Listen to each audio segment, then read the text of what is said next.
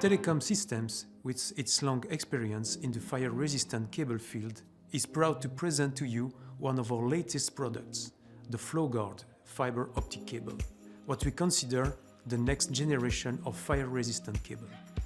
FLOWGUARD fiber optic cable is our new generation of fire-resistant cable for use as emergency circuit for alarm and communication systems in tunnel, railway station, hospital, airport, and many more. It is the best choice when circuit integrity and safety are key points to secure people. Thanks to the fire-reinforced plastic armoring, the FLOWGUARD optic cable is flexible and has low bending radius, making it easier to handle and install than steel armored cables.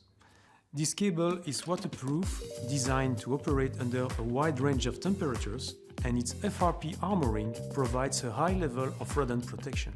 The FRP armoring is also fully dielectric, which means no electrical grounding.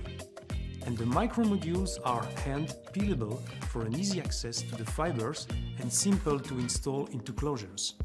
To be more specific, some of FLOWGUARD main features include a 120 minutes fire resistant following the European standard EN 5200 and B2CA fire performance meeting the CPR European regulation.